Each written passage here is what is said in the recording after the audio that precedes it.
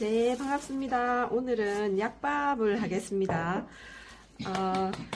재료는요, 제일 먼저 찹쌀, 불린 찹쌀이 지금 이제 요 계량컵에 2컵을 계량을 해서 쌀을 불리시면 되는데, 우리 레시피에는 2시간 불리라고 되어 있는데, 이 찹쌀이 햅쌀인지 조금 묵은 쌀인지에 따라서 불리는 시간이 좀 달라야 돼요. 그래서 햅쌀이면 제가 이제 30분 불렸거든요.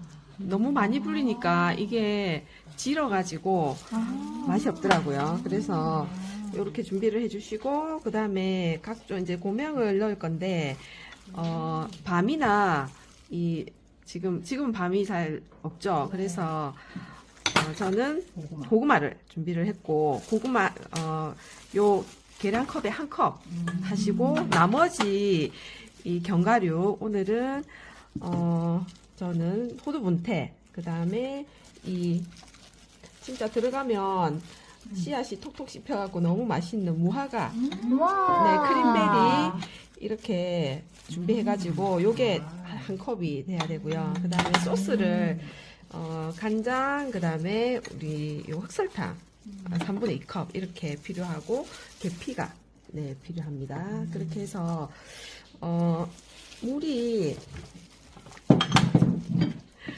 물을 2컵을 먼저 붓겠습니다.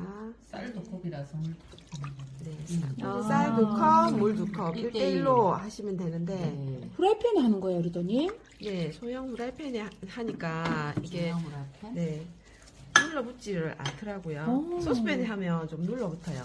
그리고 이게 이제 소스를 잘 섞어가지고 이 설탕을 좀 녹인 상태에서 들어가야 이게 눌러붙지 않아요.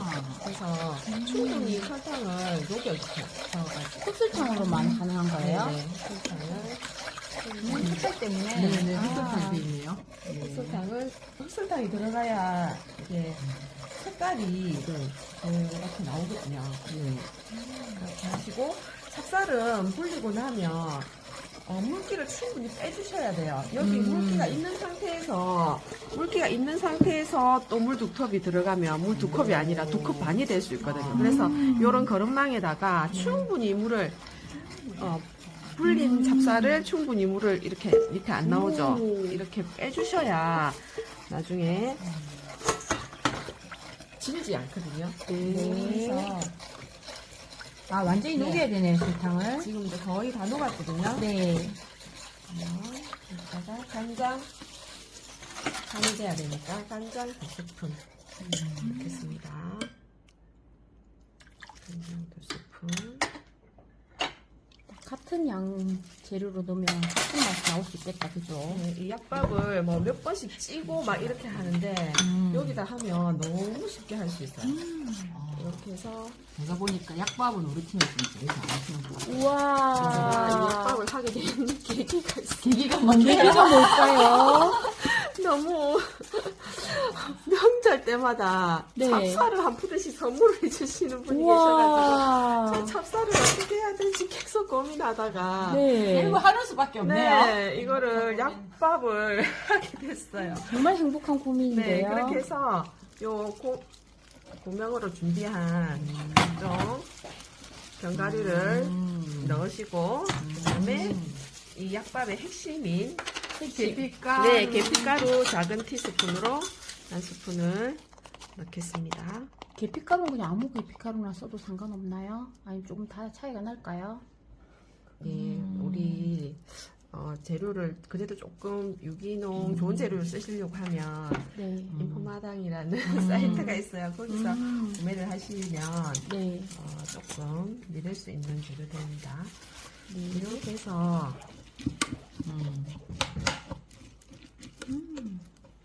이게 단가요? 네, 이렇게 해서 밥 하듯이 뚜껑 덮고 계피가루 좀 안 쓰십니까? 참기름 마지막으로. 참기름은 마지막에 하면 예, 될 것 같아요. 이걸 저을 때 마지막에 네, 괜찮아요. 이게 다 섞이거든요. 참기름 네, 그 다음 어떻게 하나요? 네, 그렇게 해서 7단에 네. 안녕하세요. 아미 7단에 수봉. 수봉. 네, 가열을 시작합니다. 하면 되나요? 핫 요리 시간 네, 설정 7단에 수봉이 일어나면 이거는 그냥 상관없이 소봉할 네, 네. 때까지 기다려주면 네, 수봉이 일어나면 저는 그냥 한 30분 해가지고 수봉이 일어나면 네, 네. 20분. 네, 네, 3단으로 20분. 아, 네, 3단에 네. 20분이요? 3단에 20분이니까 30분 정도 하면 이렇게 수봉 일어나고 아, 비슷하게 맞더라고요. 아, 네. 그래서 네, 그렇게 해서 이게 밥이 중간에 이렇게 밥이 끓으면 수봉 일어날 때 한번 이렇게 저어주시면 밑에 눌러붙지 않거든요. 그렇게 해서 나중에 마지막에 참기름 섞어가지고 예쁘게 담아주시면 됩니다. 네. 아, 네.